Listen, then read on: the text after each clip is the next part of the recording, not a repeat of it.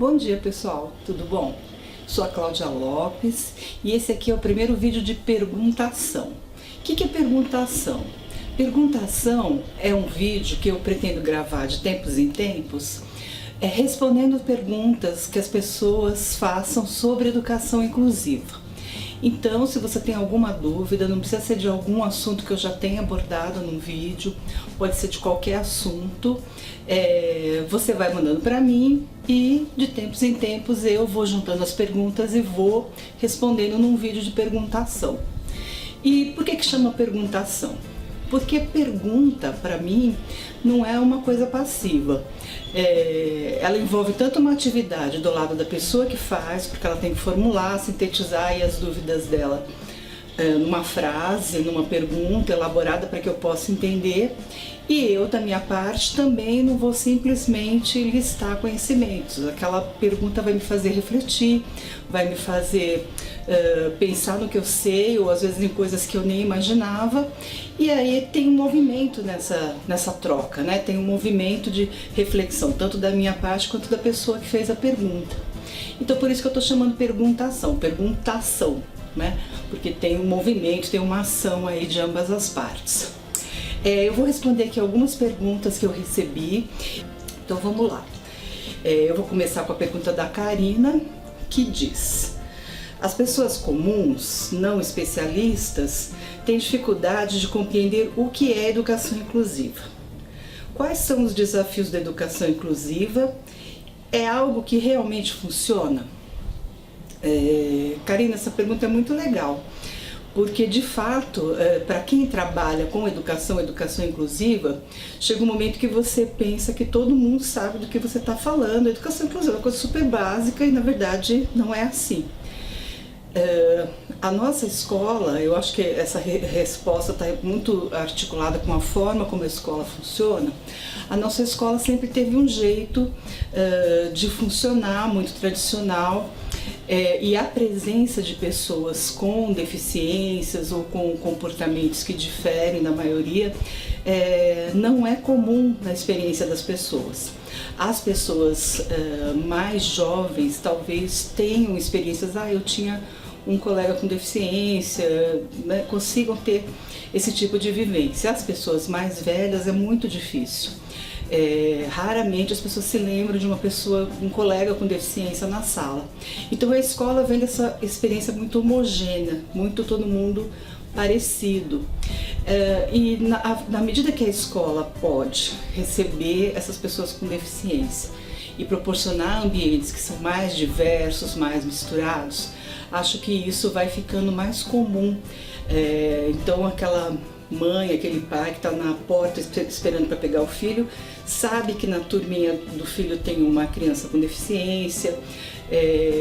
Não é uma coisa incomum mais, isso passa a ser um assunto mais conhecido e com isso mais vai se desmistificando, né? Não tem nada errado em ter uma criança com deficiência na sala de aula do meu filho, na escola comum.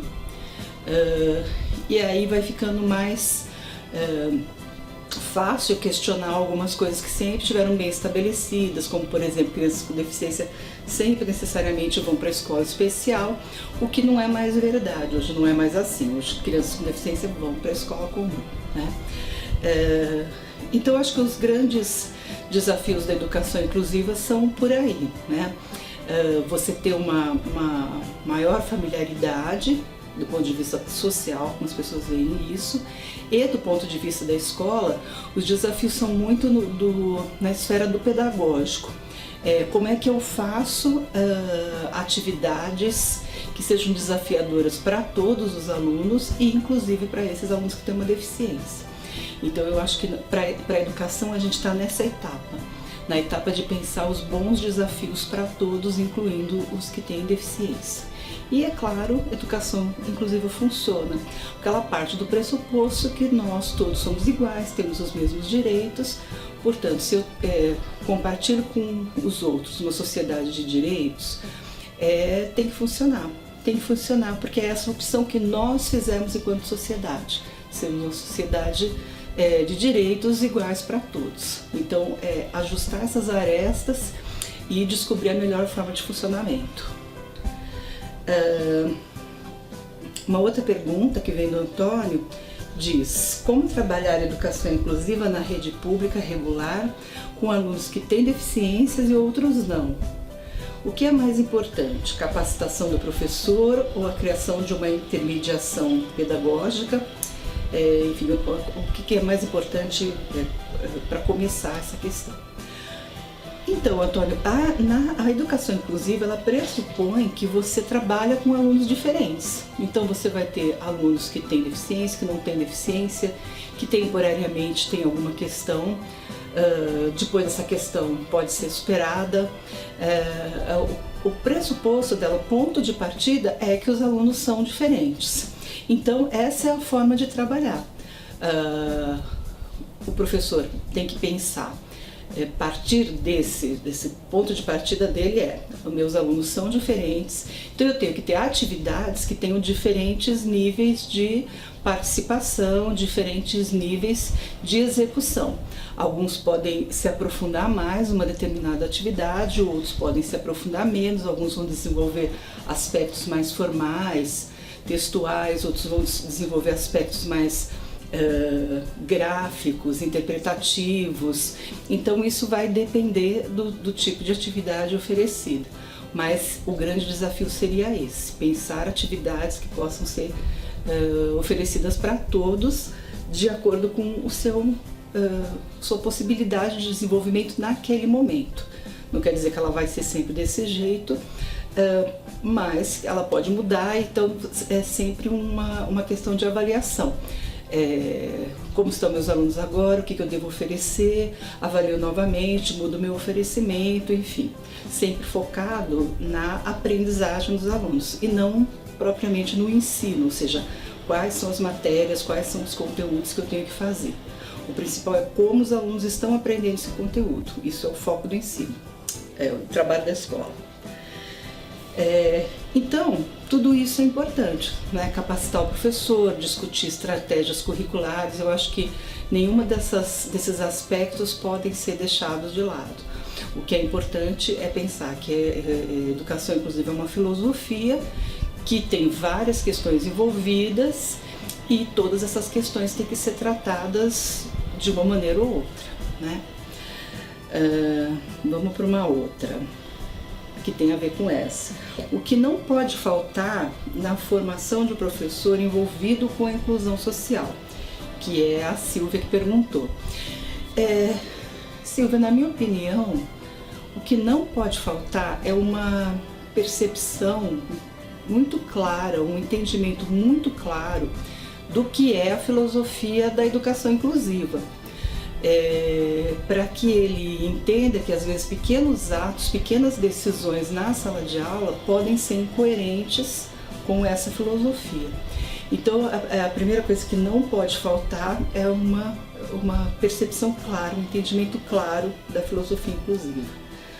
E o que também não pode faltar, aí eu acho que é algo que tem que ser mais construído, é um trabalho coletivo da escola, né? Que a educação inclusiva não fique sendo uma missão de um herói que resolve incluir alunos com deficiência na sua sala, mas que seja um projeto da escola. Bom, nós aqui nessa instituição entendemos inclusão escolar como X, e aí os professores eles encontram apoio nesse contexto, que tem muito claro qual é a sua missão em relação à educação inclusiva.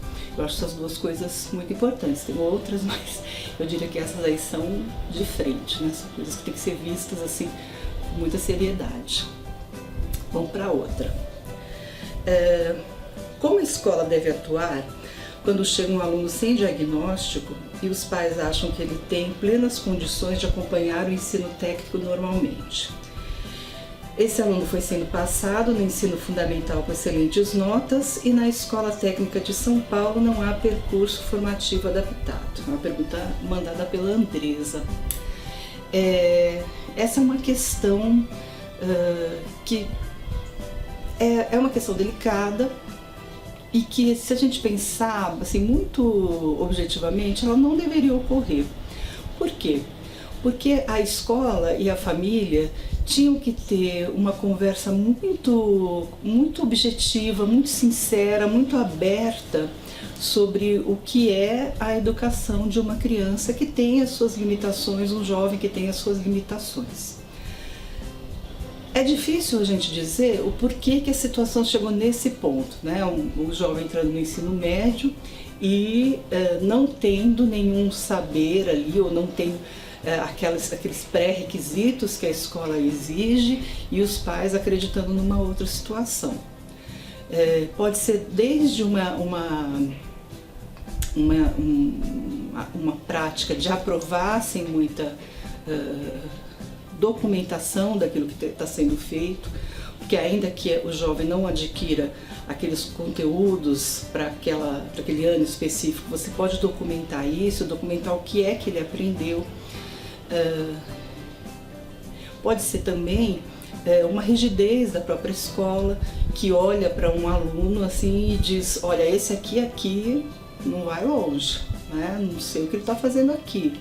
O nosso currículo é muito puxado, não vai dar para ele.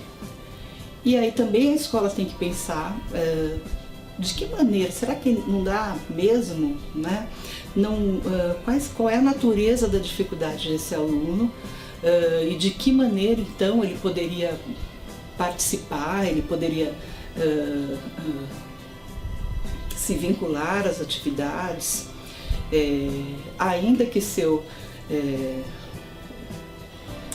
o tipo de experiência não fosse completa, dependendo da natureza do curso. Eu acho que isso é uma questão precisa ver os dois lados. Às vezes pode ser de fato que o curso tenha conhecimentos que sejam imprescindíveis para fornecer um diploma naquilo, né? A escola tem muita preocupação com isso, com como é que eu vou certificar um aluno que não tem as competências necessárias. Mas, por outro lado, também pode ser que a escola faça um julgamento muito rápido, né? E não pense como vai fazer essas adaptações.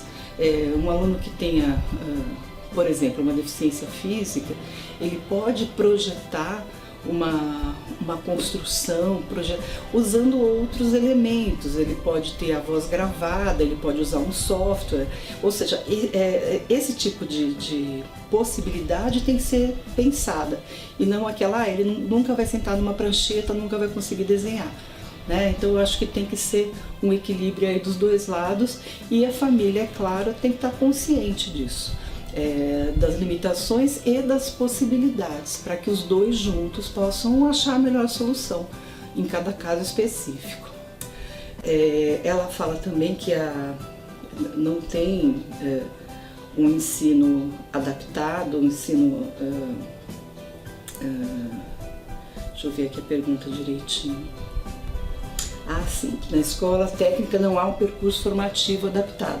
Então vocês percebem que não é uma dificuldade, a dificuldade não está localizada no aluno. O aluno vai para a escola técnica e tem o direito de estar lá. Ele pode sim pleitear, como qualquer pessoa, o ingresso na escola técnica, mas a escola técnica tem as suas dificuldades, ela não tem a experiência de fazer a inclusão escolar dos alunos. Então aí, de fato, fica difícil. Eu acho que os dois lados, no estado atual que a gente está, eu acho que os dois lados têm que se mobilizar para chegar no meio, numa boa conclusão, que seja a possibilidade de aprendizagem do aluno. Eu acho que a gente tem que se desdobrar sempre para isso, né? Como é que esse aluno vai poder aprender, como é que ele vai poder extrair a melhor experiência daqui. Vamos para outra questão. Toda escola tem a obrigação legal de oferecer a inclusão escolar? Uma pergunta do Herbert. E uma segunda pergunta que tem a ver com isso é: o que a gente pode cobrar da escola? O quanto podemos exigir dos nossos direitos? Uma pergunta da Karina. As duas perguntas estão falando da questão legal da educação inclusiva. Hoje está muito claro, não só hoje, já há algum tempo está claro, que a escola tem a obrigatoriedade de oferecer a educação inclusiva para todos. Ou seja, ela não pode negar matrícula para nenhuma criança que procure se matricular na escola. Durante um bom tempo, já principalmente depois, eu posso localizar mais ou menos 2000, 2001, com a Convenção da Guatemala, que fala muito claro em discriminação, as escolas públicas assumiram esse compromisso de uma forma bem atuante. Tanto que existiu, né, durante um tempo essa questão, um aluno tem deficiência, escola particular não vai aceitar, então o aluno acaba indo se matricular na escola pública, que não pode recusar esta matrícula, né? Tinha essa coisa mais ou menos colocada. E muitos alunos então iam para a escola pública desenvolveu todo um know-how de como trabalhar com a inclusão por conta disso, e com todas as dificuldades que a escola pública já tem. Eu diria que do ponto de vista de expertise no assunto educação inclusiva, as escolas públicas de fato estão muito à frente. Com o Estatuto da Pessoa com Deficiência, que foi aprovado recentemente, existiu um movimento, uma cobrança mais forte da sociedade para a escola particular aceitar a matrícula. Vejam bem, em nenhum lugar estava escrito que ela não tinha que aceitar, né? Porque a lei anterior serve para todos, todas as escolas são obrigadas a aceitar. Inclusive, existe um movimento, um processo aí das escolas particulares alegando que não tinham condições de receber esses alunos. Esse processo chegou aí até o Supremo Tribunal e ele foi indeferido, ou seja, isso não é desculpa para você alegar que não pode receber os alunos. Então, o direito, né, nesse sentido, quais são os direitos, a escola tem obrigação, é claramente expresso na lei que todas as escolas, não interessa se elas são públicas ou particulares, são obrigadas sim a aceitar a matrícula de qualquer aluno, independente das suas condições. As formas como a escola vai se organizar para fazer isso são formas que ela precisa pensar, ela precisa se organizar. Mas isso tem que ser encarado como um fato legal. Vamos pensar assim, por exemplo, todo mundo pode se matricular na minha escola, só tem um problema na minha escola, que não tem água e nem banheiro, tá? Então, se vocês precisarem tomar água, vocês tragam de casa, se vocês precisarem ir no banheiro, vocês saiam mais cedo. Então, situação absurda. Ninguém pode imaginar uma escola sem banheiro aceitando aluno. Então, a gente tem que começar a pensar na inclusão da mesma forma, né? Uma situação que está posta, é um direito e eu tenho que cumprir, ponto, né? A legislação assegura perfeitamente, agora é o cumprimento, né? Que nem sempre é tão simples, mas do ponto de vista legal está plenamente assegurado. Que mais? Uma pergunta aqui do público dizendo que eu trabalho numa escola pública e às vezes tenho a impressão de que a educação inclusiva ainda é algo para inglês ver. Fico com a sensação do pouco empenho em implementar uma inclusão de verdade. Aí te pergunto, você acha que existe uma inclusão verdadeira e efetiva? Então, Públio, eu acho que tem essas questões aí que a gente já passou, eu acho que está menos, ainda acontece, né? Que essa coisa sabe essa coisa do Brasil, da lei que pega, a lei que não pega? A inclusão é uma lei que pegou, né? A gente tem que partir desse pressuposto. Então, não dá mais para ter aquela hesitação de será que essa criança não tinha que estar encaminhada para uma outra escola? Será que o lugar dela? Não, o lugar dela é aqui. Partindo disso, as equipes então têm que ter um compromisso muito mais claro com a inclusão daquela criança.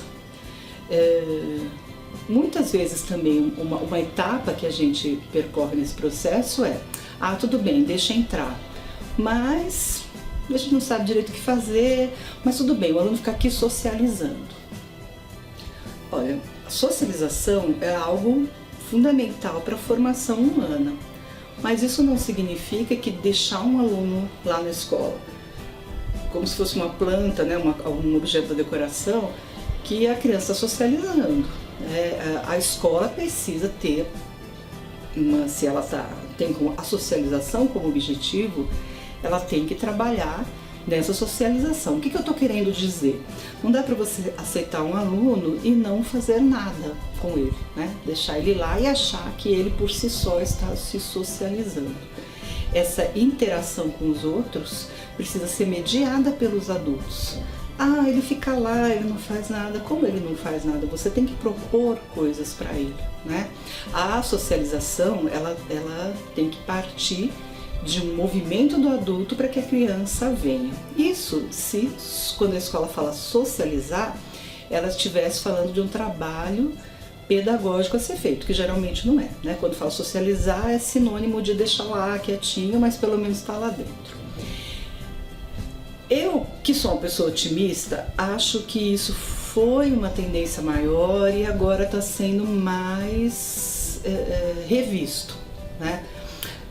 E um fator importante para isso é que as famílias se mobilizem para isso. Durante também muito tempo, as famílias quase que agradeciam o fato da escola receber o aluno, né?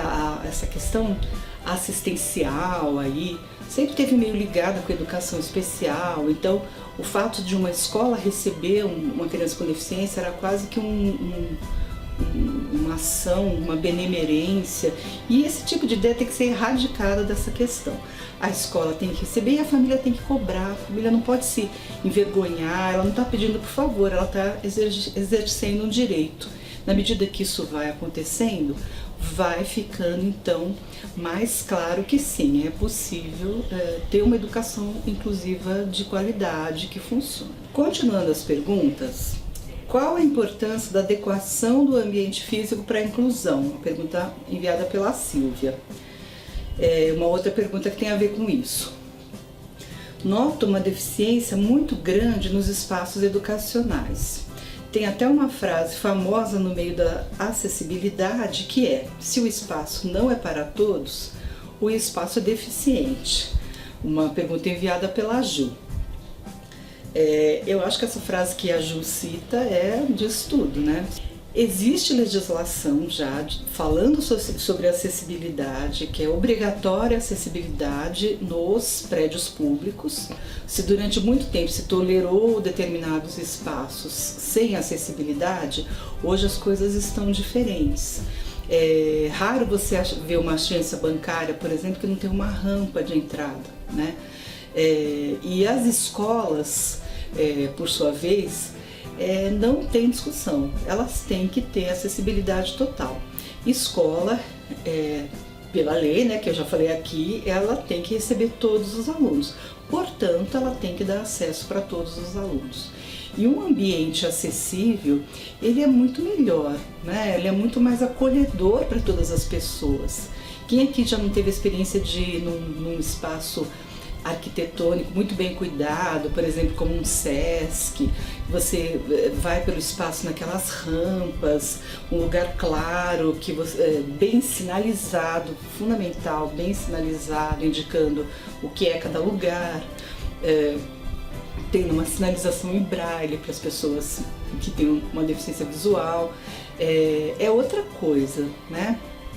Então, essa questão da inclusão, ela traz aí à tona a necessidade de ter espaços desse como a prática comum, e que esses prédios cheios de escadas fiquem assim na história da arquitetura e que a gente possa ter cada vez mais espaços acessíveis. Um contexto bem organizado é fundamental para a educação. Então é algo com que a gente tem que se preocupar e que tem que cobrar também para que seja realizado. Uma outra pergunta mandada pela Ju é: como fica a educação inclusiva se as escolas estão preocupadas com o vestibular e com o Enem?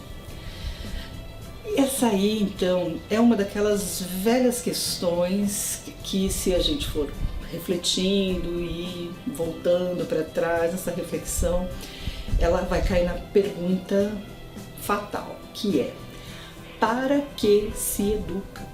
Né? Para que se educa? Muitas vezes o percurso de uma criança, de um jovem numa escola fundamental, ensino médio, né, na educação básica, parece que é um percurso completamente que vai completamente no piloto automático, né? Ele tem que passar de ano, ele tem que fazer o vestibular, ele tem que fazer a faculdade, na faculdade ele tem que sair, ele faz esse percurso todo muito jovem e sem muito questionamento, até porque do ponto de vista da sua faixa etária, o jovem não tem muita experiência mesmo, de fato, para poder avaliar se é aquilo, se não é aquilo, enfim. Na minha opinião, as escolas deveriam ter uma educação mais para as humanidades, vamos dizer assim, né? Focando a formação do indivíduo, do ser humano, e não apenas ensinando a decorar fórmulas para passar numa prova, como sempre a sua vida fosse o amanhã. Não, você faz aí, não estuda aí que você tem que estudar, vai ter uma profissão e tal. Mas e o agora? E as experiências como um indivíduo, um ser humano, um pensante, e que vão ser necessários e úteis para ele durante toda a vida. Infelizmente, a gente vê a própria educação pública brasileira indo na contramão, né? Agora teve há pouco tempo aprovado essa reforma do ensino médio, que coloca como optativas disciplinas como filosofia, sociologia, enfim. Aquilo que deveria ser o centro acaba sendo o periférico. Isso eu acho que é uma reflexão que tem que ser feita com os objetivos do nosso tempo, os objetivos da educação na atualidade, né? Se educa para quê? A resposta às vezes pode ser muito sem sentido, mas eu acho que é ela que consegue responder como é que se faz inclusão no ambiente onde só importa Enem, vestibular, enfim. Uma pergunta mandada pela Karina é: como a gente pode explicar em casa para os nossos filhos as diferenças? Eu achei uma pergunta super legal, Karina, porque de fato você podendo logo cedo iniciar as crianças aí na ideia de que a diferença faz parte da vida, a diferença é uma coisa boa, a gente tem que nos abrir para pensamentos diferentes, para pessoas diferentes, isso amplia o nosso universo, é uma coisa fundamental. Eu acho que as crianças têm que ser colocadas em contato, né? Eu me lembro quando eu era criança, às vezes a gente estava andando na rua e vinha uma pessoa com deficiência, ou que tinha um comportamento meio estranho, aí a minha mãe falava: não olha, não fica olhando, né? Aquela questão assim de você, aquela coisa de criança, de ficar assim, né? Então era uma parte da educação, você não podia olhar, você tinha... E aí, qual a ideia que a criança fica, né? Nossa, que coisa esquisita, que coisa estranha, aquilo é uma coisa ruim, o que será aquilo? É uma curiosidade que não é satisfeita, não pode ser satisfeita, é um tabu. E essas coisas precisam, então, ser levadas de uma forma mais light, né? Conversar com a criança: por que você está olhando? Por que ele é assim? Poder responder, poder satisfazer as dúvidas das crianças. E eu acho que a escola, a educação inclusiva, então, é um grande facilitador para isso, porque desde cedo todas as crianças convivem com crianças que são diferentes dela. E tudo isso vai ajudando a que elas vejam com naturalidade. Eu que trabalho com escolas, né, que tenho uma experiência aí com essas questões desde a educação infantil, é muito bonitinho ver como as crianças são super acolhedoras, assim, com as crianças com deficiência. Os adultos é que têm mais dificuldade, porque eles ficam preocupados, têm que organizar ali a aprendizagem e tal, mas as crianças tiram de letra. Então eu acho que é isso, é a gente oferecer com mais naturalidade, quanto mais cedo melhor. Por fim, tem uma pergunta aqui da Nelly, dizendo que sou pedagoga, estou concluindo pós em educação inclusiva e estou precisando desenvolver um projeto com atividades para a sala multifuncional. Moro no Espírito Santo, Vila Velha. Aqui temos muita deficiência de materiais para trabalhar com crianças especiais. Para Nelly e para pessoas do Brasil todo que estejam procurando materiais interessantes, bem feitos, para trabalhar com educação inclusiva, a minha sugestão é o site do MEC, do Ministério da Educação. Eu vou deixar o link aqui nos comentários do vídeo. No portal do MEC você tem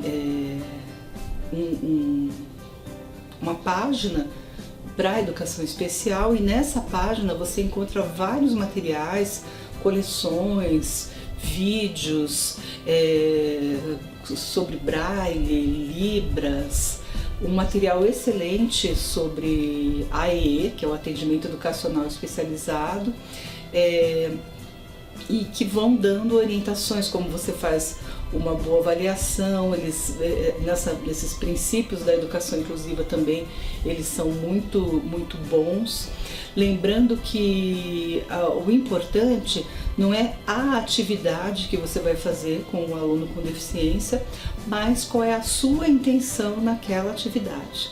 Ou seja, o importante não é a atividade em si, né? Aquela coisa, que tipo de atividade eu uso com alunos com deficiência. Acho que não é por aí, porque qualquer atividade pode ser utilizada com alunos com deficiência, mas é pensar qual é o objetivo dessa atividade, né? Qual é o objetivo dessa atividade para esse aluno.